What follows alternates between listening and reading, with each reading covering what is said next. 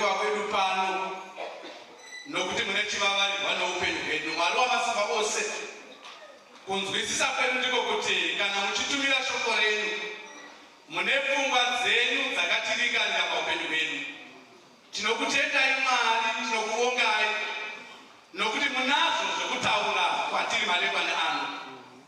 Kuvavarira kwenyu Mwari wokudenga tinonamata nesimba renyu neuvepo hwenyu parege kuwana masimba anodzivisa kusvika kweevhangeri yenyu, kuti isu vana venyu Mwari wokudenga tigowanirwe nyasha pamazuva edu nokuda kweevhangeri yenyu.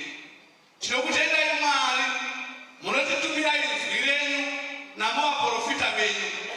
Kunamata kwedu Mwari wamasimba ose kuti kunyange madekwana ano musodzi wenyu watirangarira naye Mwari, ndizvo kunzwisisa kwedu ndiko kuti zvanzi naJehovha paupenyu hwedu. Tinokutendai Mwari kuti muchataura kwatiri. Tinokutendai Mwari kuti muchasimbisa murangano wenyu zvakakwana. Imi Mwari mugogara parurimi rwake kuti inzwi rimwe nerimwe ramakashuma kuti rigosvika kwatiri rigotifanira.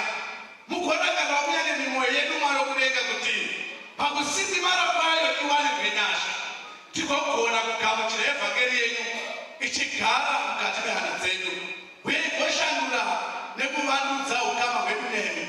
Tinokutendai Mwari nekuti hamuna kungogara makanyadzisa paupenyu hwedu uye hamuna kungogara makatumira inzwi risina charakaita mukati meupenyu hwedu.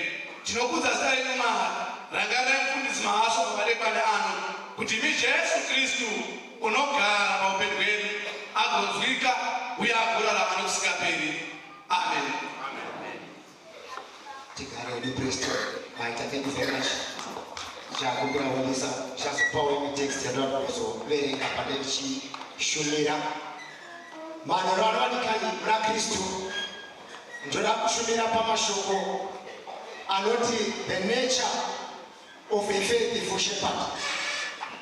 The nature of a faithful shepherd. Manto kana kuti rudzi rwemufudzi wakatendeka.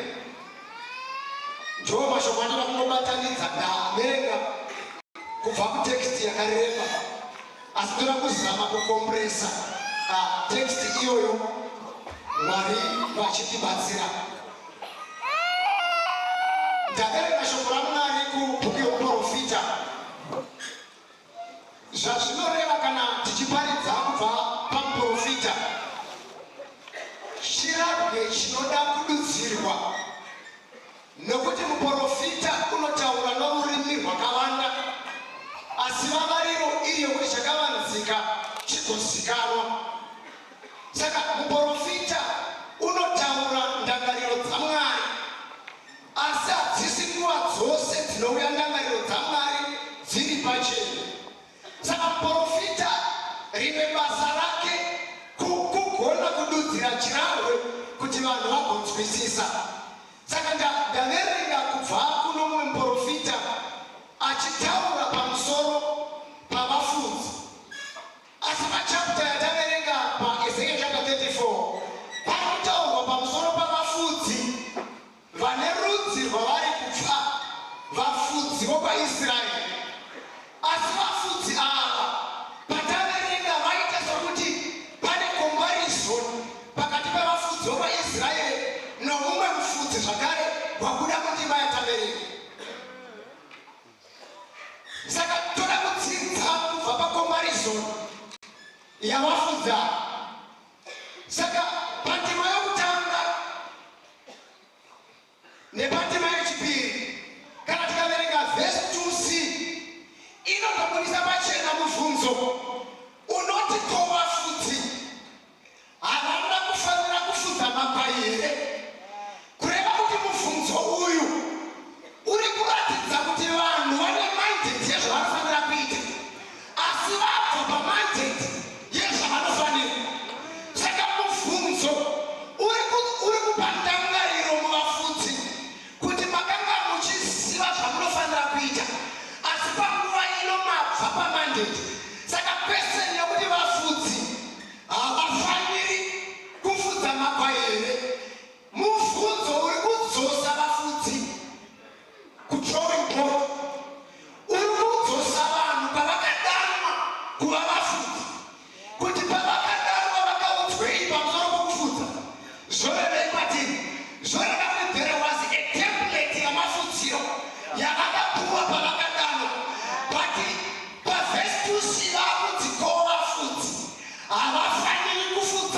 makwai here kureva kuti mubvunzo uyu wotiratidza kuti vabuda mutemplate.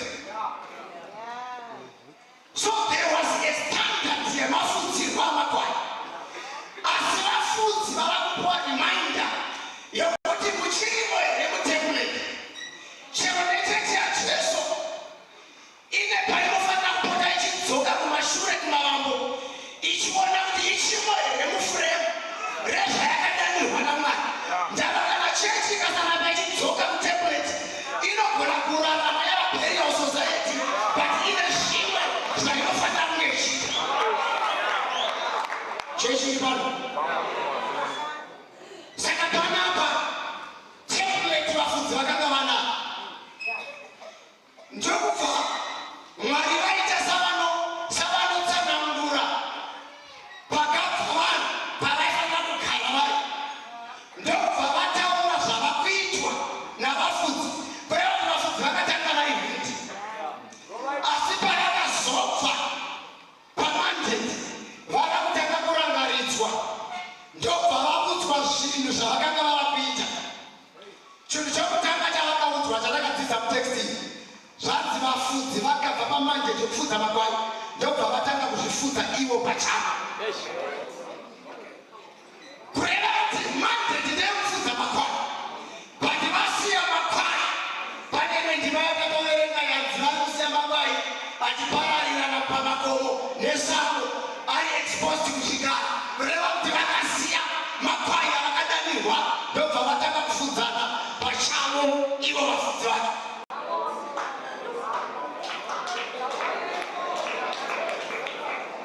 Zvikanzi naEzekieri, ndanzi ndiprofite kuti imi vafudzi muri kudya mafuta amakwai. Ezekieri haasi kurambidza kudyiwa kwamafuta, ari kuti mafuta anofanira kudyiwa kana vanhu vafudza makwai. But nhamo iri apa vanhu havasi kutanga vafudza, vari kungonanga kumafuta, kunochaya mafuta.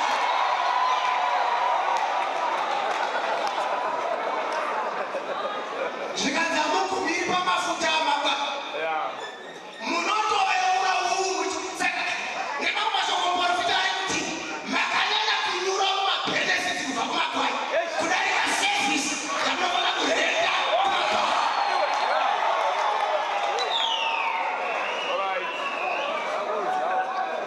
Ndobva musoro weshoko wati vafudzi vasino kutendeka vabva vatopiwa title unfaithful shepherds. But Parangara teacher pamusoro the nature of a faithful or good shepherd.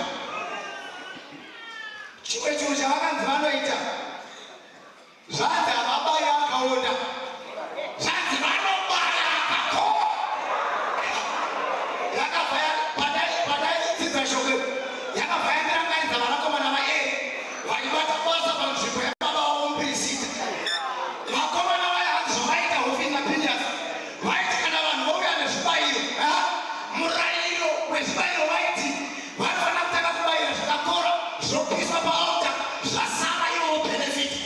Saka ivo zvavaita zvanzi vaigadzira zipato, zito rokuti kana vanhu vauya nezvakakora kuna Jehovha nekuti ndovaiva murayiro, iye aigotora zito rake ongoita mupani wechibayiro ondorova raJehovha rakakora, ndoraindorova rorohwa nemidziya unorotanga kudya, Mwari vopuwa musariridzi. Saka ndobvenga iri retaimu yavafudza ndoraitanga kuchaya zvamwari zvikakora, musariridzo wodzwa waJehovha. Ndochechi hatinayo yakadaro. Anopotanga aspenda kana asara namasenzi ouya oti ndinyorewe cheguru ende kutikona nekachinyora hapa nyumwe kuti iyi chechi shaka yatopedza yauya nomusariridzwa yobva yati ndinyorei taita panovererwa vanotaita shasha inoverengwa, but hakuna anoponyumwa kuti iri kuuya nomusariridzwa. Vafudzi vasino kutendeka. Asi Mwari kana mukatanga pavhesi 4 vari kutaridza standard inofanira kuitwa navafudzi, vari kuvaonesa pavakabva. Ndobva zvanzi mufudzi number 1 pavhesi 4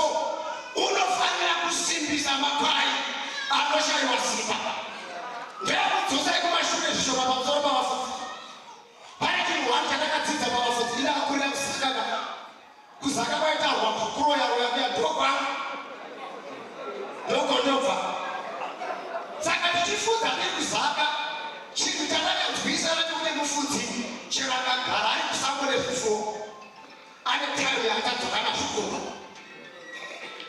kureva kuti isu ini tiri mombe ndatama kuti mombe dzangu achichoka iyo kuti mombe dzakanadziridza baba vangu pandaizodzoka muridzi wemombe chaichai aizoticheka kuti dzafudzwa sei nokukomana padzanga dziri kumafu kureva kuti ndaitodza vakomana indamborodzora dzangu kureva kuti panyika unogona tomboklaima ownership yevanhu vamwari sesu vafundisi vatete vangu parunyararo I can claim to all them but pane nguva yavafana kudzorerwa kumuridzi chaiye wamakwai saka muridzi wamakwai anenge atazara wakadzifudza sei parunyararo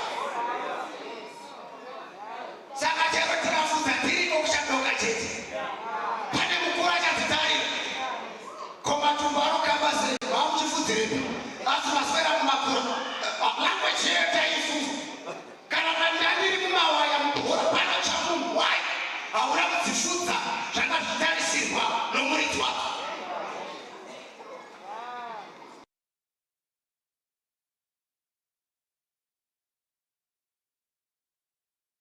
nhamba yezvinofudzwa principle yokufudza i1 zvinofanira kuita mufudzi whether unofudza 2 whether unofudza 1000 zvakafanana ndokuoneka kuti wapuwa chitatu unongonzwa kuti regai ndinoenda nechishoko changu kana wapuwa sevhisi unogonzwa kuti regai ndigadzire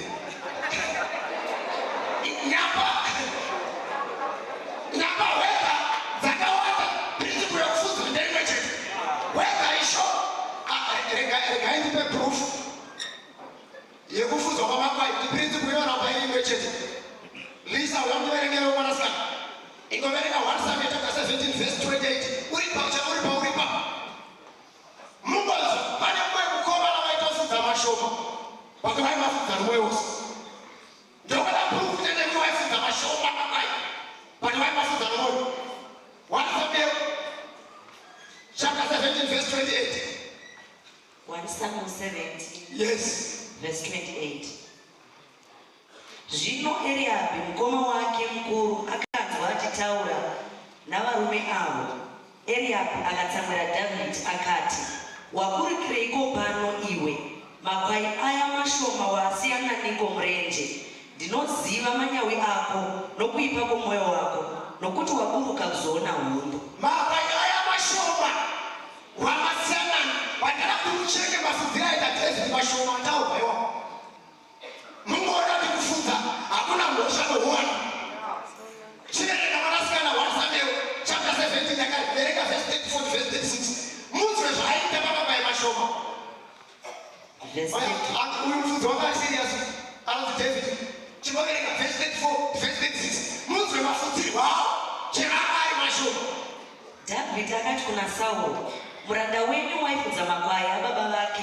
Zvino kana shumba ikasvika, kana bere kuzotora gwayana paboka, ndaibuda ndikaitevera, ndikaiuraya, ndikarirwira pamuromo wayo. Kana ichinge ikandimukira, ndaiibata ndebvu dzayo, ndokuibaya nokuiuraya. Muranda wenyu akazviuraya zvose, kunyange shumba, kunyange bere. Mufristiya uyu usino kudzingiswa uchafanana nechimwe chazvo, nokuti wakashora hondo dzaMwari mupenyu. Thank you very much. Makwai akupurwa naEriabi mukoma wake wedangu mumba maJese kuti mashoma. Asi pamashoma ipapo munhu akarisika upenyu hwake zvokurwa neshumba akaiuraya. Akarisika life yake zvokurwa nebere akaiuraya. Achiitira makwai mashoma.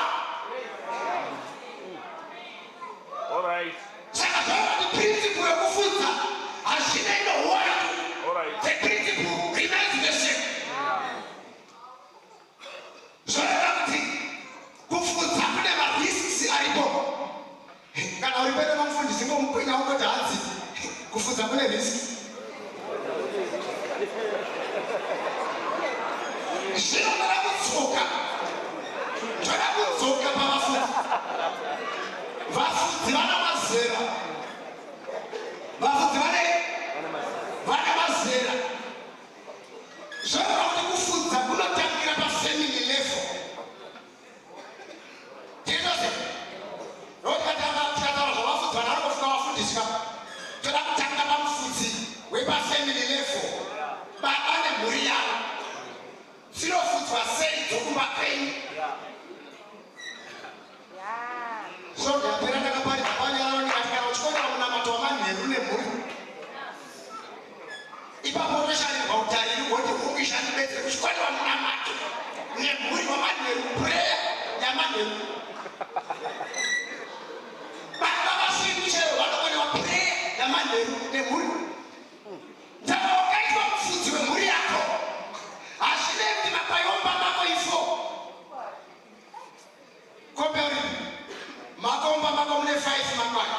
Iwe nomudzimai wako nezvisikana zviviri nomusikana 5. Unofudza sei mumba mako 5 vaunotungamirira. Principle yokufudza remains the same. Wega waita mutariri wesection yose. Kufudza kunorana kwakadaro mafudziro mumba mako. Anofanira kasiketi kumafudziro esection yaunotungamirira. Unofudza sei? Saka takapotangira pavafudzi vepaguma vanoti kuna baba kuba kwangu imi sikumadza nevana venyu. Munofudza sei?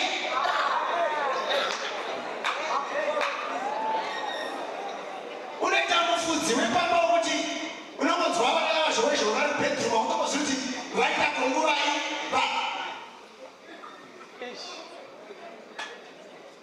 Ndovanhu vanatsinetswa uya munamatiro vana veaiwasi vanofana kutanga mazuva kuti munamatiro wakuchiri kumba vanovhunduka panapa mukataura zvepurani kuti pavaizivi ndakatenge kufudzwa kumba wakoya kufudzwa mucheche wandinetsa manoni ndini mungatogona vakandivika zvandini mungatogona manoni uya ndoma mugoni anofana temagoni makumba kuna ndozodzira naye isu vafundiswa navapatini vana vokumba. Handiti venyu vakaenda mavafudza mukatanomutura. Handiti paakabuda akashama vakamurega mukatanozodzama. Ndovafudzire umba penyu iwawo. But the principle of shepherding is the same.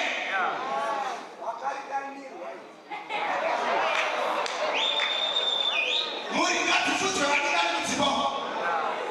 Kuti mwanangu dzama havazi zvakakunza wazvinzwa. Fanika mazuva vari vedhimoni randakaona ravamuchechi. Kunonzi musanyanya kutaura naye zvakadzikadzika. Kune mweya wesuicide. Musapeshedzera suicide. Muri kukorera kufudza.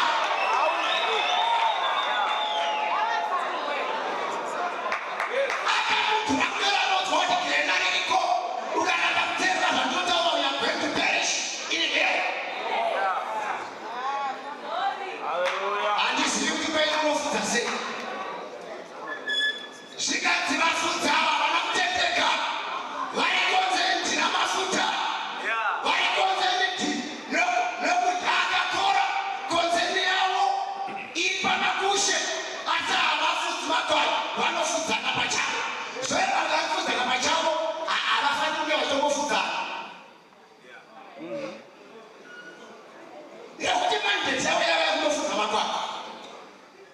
Ivo ndobva vasiya makwai ndobva vatanga kufudzana ivo pachavo. Zviro zvakamari atiratidza paEzekiel chapter 34 kwataverenga. Zvikanzi makwai angu ndokuda kwamabatirwa hanzi makamabata nehasha. Ngatimodzoka kuzviunga patakabvapo. Yesu vabati mabatiro atinongovaita vatendereri. Mungabata kandiudza zvikadzatenda dzisahamba dzedu. Idhimoni rokutorashika iroro. Toita zvakagara mabhafu achigara pakati padzo. Sishezo chigara pakati pevanhu. Watadzisa hama dzedu.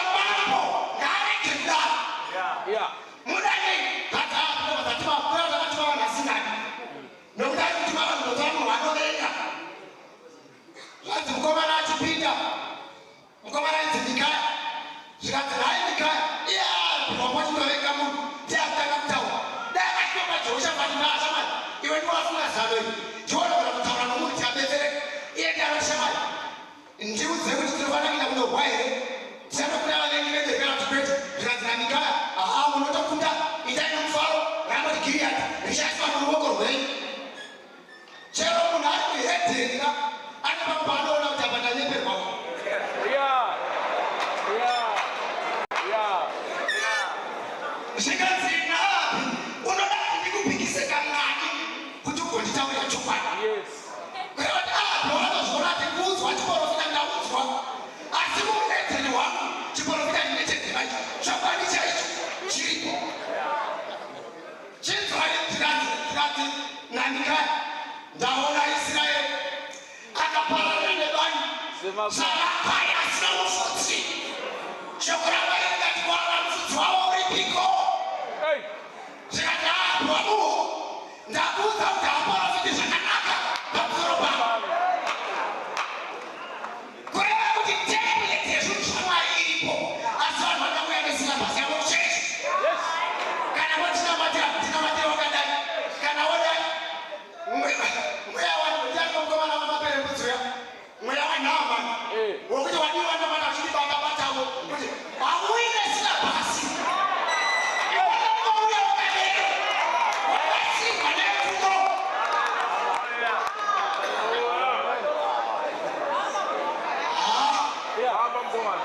Vakomana, zvikati mabatira makaita mamweya angu makamasiya exposed kusvikana. Isu tichawakaunzepo makwaya tichazvidavirira pamberi paMwari. Pana mukomana wakaita musika wetestamende itsva anonzi Peter. Regai ndingoverengesa chitima chidoko-doko, John chapter 21 verse 15 to 17. Pana mukomana wakaita musikazwa pamusoro pokufudza ari ipapo anonzi Peter. Tichabvunzwa ndikani, tichabvunzwa pamusoro pamakwaya. Verenga tione vakasikana.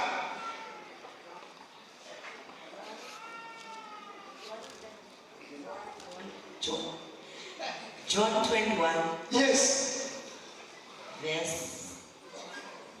verse 15 to 17. Yes. Zvino vakati vasvoshora, Jesu akati kuna Simon Petro, Simon mwanakomana waJona, une rudo neni kupfuura ava here? Akati kwaari, homo Ishe, munoziva kuti ndinokudai. Jesu akati kwaari, fudza makwayana angu. Akati kwaarizve wechipiri, Simon mwanakomana waJona, une rudo neni here? Akati kwaari, homo Ishe, munoziva kuti ndinokudai. Jesu akati kwaari, chengeta makwai angu. Masvika, muri kuona basa romufudzi. Ari munhu anofanira kufudza, anofanira kuchengeta. Version yechirungu imwe inotaura kuti feed my sheep. Kureva kuti isu tichabvunzwa pamberi paMwari kuti chii chatakapa kumakwai, chii chatakaofa kumakwai, takamafidha nei makwai. Pana pazvanzi makasiya makwai angu akava exposed kuzvigaro. Zviripi zvigaro zviri kudya makwai? Ima muchechi unoverenga shoko raMwari kudai, ndopeta tichiparidza dzokuba kwedu.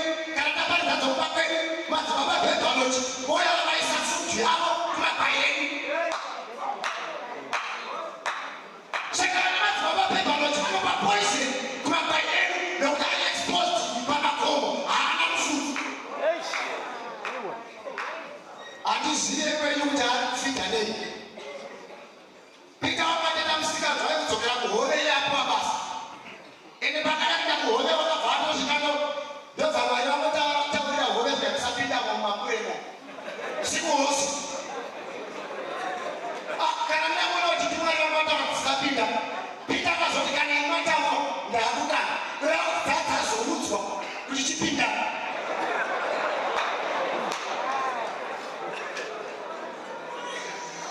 Ndopakazoudzwa rumwe zvati, ndishe shamwari, pfeka.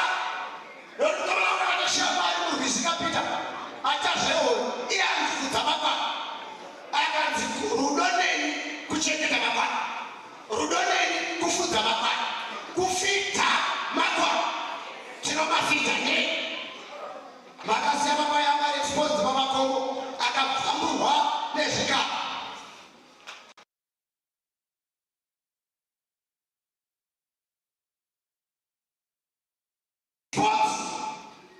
Kukukutikana kwenyu kufudza makwai chinzwai zvandichaita. Mwari vava kutora responsibility vamene, vava kuti ini pachangu ndimene ndichateverera makwai angu. Kureva kuti here mukasaita, Mwari vane nzira dzavachaita nadzo kuti makwai avo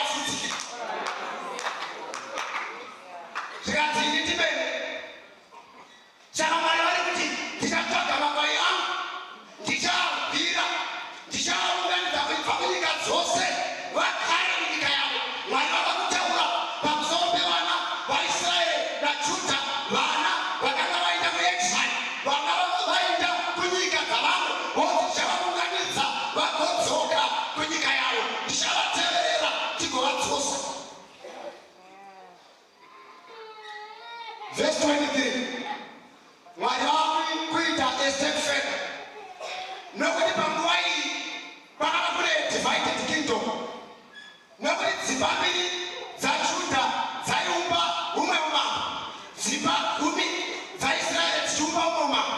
This was a divided kingdom. Asi vari kuti ndava kuapointa mufudzi anofudza inonzi the United Kingdom inobatanidza Judah and Israel. Saka David achatonga marudzi ose akakwana. Why? Ndiye mufudzi une hanya achamutswa naMwari. Saka hazvinei kuti vafudzi vakundikana.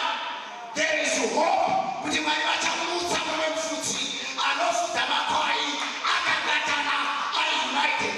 Mwari havasi Mwari venyonganiso, Mwari havasi Mwari vedivision.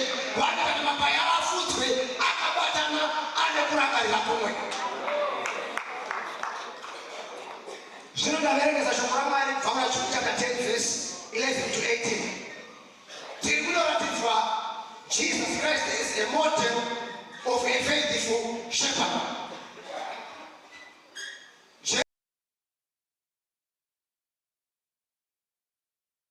Jesu akataura zvavakaitira makwai avo.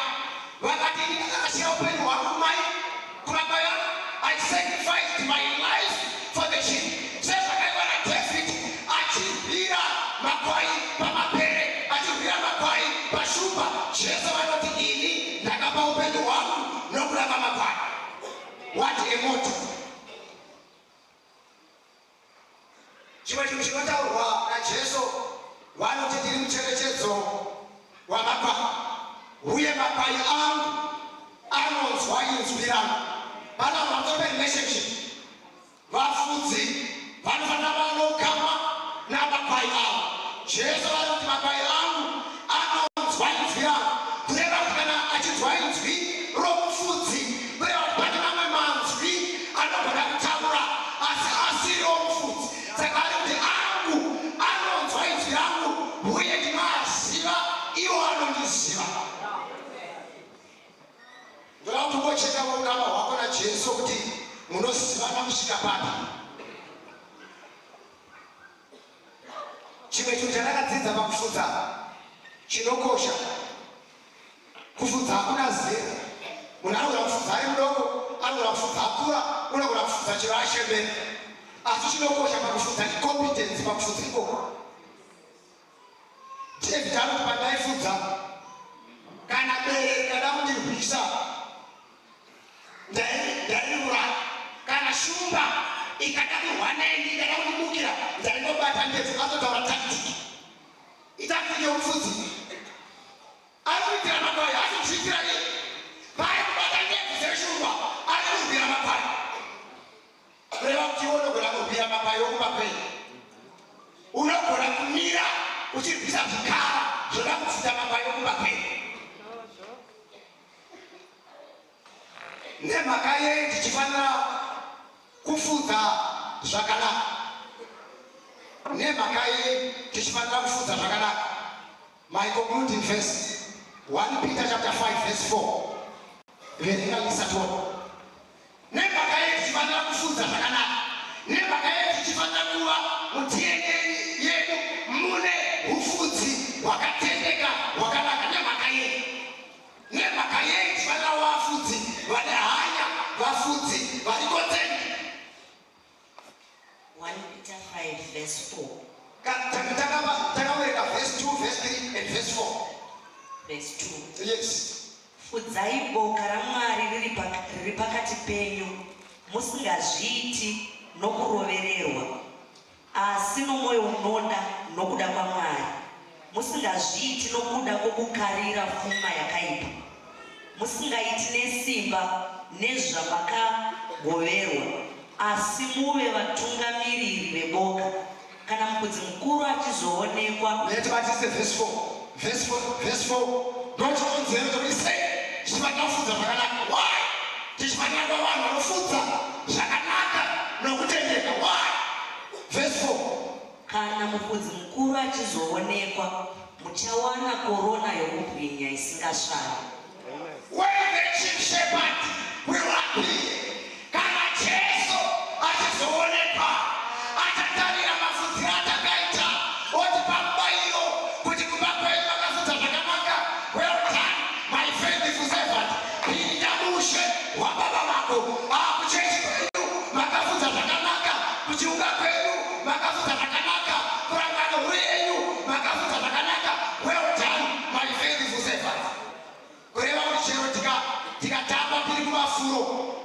makura tichadzoka kumba. Mufudzi mukuru uchaonekwa yeKristu Jesu. Peter alipa testimony. Ndiye wanavereka muna John chapter 21 wakanga atosiya ufudzi hwacho akaenda kuhove. Ndiye akupa testimony yokuti when the chief shepherd who appeared, kureva kuti Peter kuenda kuhove azodzoka akaita basa. Akapa testimony zvakasangana nazvo kuti ndeniwo Peter ndakafudza, asi ndafudza pane mufudzi mukuru anofanira kuti ini ndiye accountable kwaari. Kana ndakafudza zvakanaka anondipa mbiri. When the chief shepherd who appeared, saka mazuva aringana adikana, mufudzi mukuru wava padhuze kudzoka. Ari kutsvaka vakachengeta makwai, vakafidha makwai. Saka mufudzi anotarira kuti makwai akafidhwa nei. Kana makwai akafidhwa neheresi, mubayiro uripo. Kana akafidhwa nesound doctrine, mubayiro uripo. Zvino zvokamwari inoti they continued in the doctrine of the apostles and in the breaking of bread. Kureva vakapfuurira pamberi nechikafu kwacho chakadheliverwa navaapostles. Ichocho chakavabetsera kuvanokama pakati mavo. Ekwenyu munomafidha nei? Ndinopedzera ndichitaura pamusoro perumbo runoimbwa naDavid, mufudzi wekare watavereka. Psalms chapter 23 andichaivereka. Akupupura kuti Jehovha mufudzi wakanaka. Kureva kuti David mufudza kwake iye akafudziwa mwana Mwari zvakare. Saka akuti Jehovha ndiye mufudzi wangu, hapana chandinoshanda. Akutaura zvinoitwa nomufudzi wakanaka. Ndinobatisa pamafuro manyoro, ndinozorodzwa, chero ndikatofamba nomupata womumvuri worufu, handitomboti zvakaipa. Why? There is a good model of a shepherd. Jehovha mufudzi wakanaka aripo. Mwari vatibatsire vadikani muna Kristu. Ndoda kuti tisumuke pamberi paMwari. Ndatopedza kushumira. The chief shepherd will appear soon and very soon. Saka mufudzi mukuru paachauya, unoda kunotarira kuti takafudza sei. Dzakadya chikafu kwacho here? Dzakaguta here? Dzakaonda here? Ameno zvaone dzichange dzakaondoroka. Dzinoondoroka nekuti munodzipa zvisina kukwanira. Saka dzipei kana zvatonetsa itai benefiteni. Tengai kuti dzikandira dzichidya kuti mufudzi paanodzoka ati wakafudza zvakanaka. Ndakakumbirawo kuimbirwa rumbo rwandakakumbira tikozosvika. Ndakakumbira mufundisi Gwene vakuzotinyengeterera. Ndino rumbo rwandakakumbira, korasi yandakakumbira. Ndokumbira kuti tiimbire, vatipire zvakanaka vadikani. The chief shepherd is coming. Uchaona kuti takafudza sei. Vatibatsire titofudza makwai. Endai munofudza kumhuri, endai munofudza kukereke, endai munofudza kurangano huru, endai munofudza kwose. Kana mafudza vadikani, chief shepherd achatipa mubayiro. He is the model of a good shepherd, of a effective shepherd. Saka tinotora mufananidzo wake, mufudzi wakanaka, tinokopa kumufudzi wakanaka. Isu tofudza saizvozvo. Mwari vatibatsire, Mwari vatanganire muzita raJesu. Amen.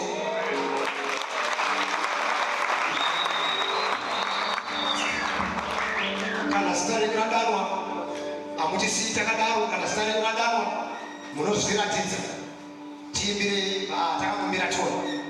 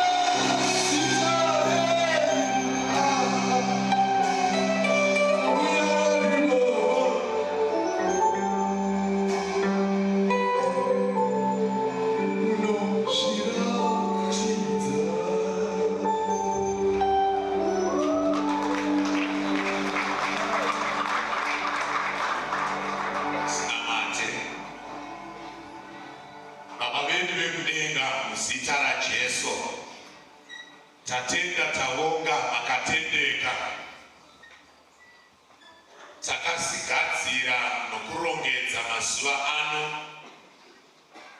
Baba vedu vekudenga, tinokuongai nokuda kwenyasha dzenyu kuti makatitendera kuvapa ungano ino kubva payakatanga kusvika zvino. Ngarikudzwe zita renyu nokuti makatendeka. Baba vedu, tinoda kukuongai navaranda venyu vamakashandisa panzvimbo ino, muchidudzira pfungwa dzenyu kuupenyu hwedu, kuti isu tizive murangariro wenyu uye isu mutiratidze zvatinofanira kuita. Toda kukutendai nemuranda wenyu wamashandisa manheru ano kutaura ivhangeri kwatiri baba vedu, muchitirangaridza basa ramakagadzika pamafudzi edu, basa rokufudza vamakaisa pasi pedu. Izotibatsirai Mwari kuti pamwe pacho takazvifudza, takazvirangarira, hatina kukoshesa basa ramakaisa pakati pedu. Matidzidzisawo zvekare kuti principle remains the same. Hazvinei nouwandu, hazvinei nezvatinofanira kufudza, but the principle remains. Mweya mutsvene, toda kunamata kuti mutirambe muchitirangaridza responsibility dzamakaisa pamafudzi edu. Mwari, mati muchativhunza pakupedzisira. Tiwanirewo nyasha Mwari, kukundikana uri pakati pedu. Mazuva ano iblame game. Tiri kublema rudzi rwavana vatinavo, asi dzimwe nguva tiri kubuditsa kukundikana kwedu kubate basa ramaisa pamafudzi edu. Kereke ndeyenyu. Mareva muchiti imi muchaita basa iri. Ndibatsirei imi nehama dzangu Mwari kuti the responsibility yamakaisa pamafudzi edu tigone kuizadzisa, nokuti muchativhunza. Mazvita Baba, mazvita Mweya Mutsvene, nokuti pakupedzisira muchativhunza. Tiwanirwe nyasha Mwari pakubata kwedu. Tiwanirwe nyasha pamhuri dzamakatiita vafudzi vadzo. Tiwanirwe nyasha Mwari wamasimba ose pazvose zvamunotituma. Tibate nokutendeka nokurevesa. Zita renyu rikudzwe, zita raJesu. Amen. Ndinotenda Mwari maita ndoda kudzorera nguva kuvatungamiri. Ndinoda kutenda ivo mukana wokushumira wavakangotiwanirawo kuti vaduku zvikuru paivhangeri, asi makangotipawo mukana iwoyo. Toda kutenda vatungamiri, Mwari vakuitirei zvakanaka. Tinotenda zvikuru, muwanirwe nyasha.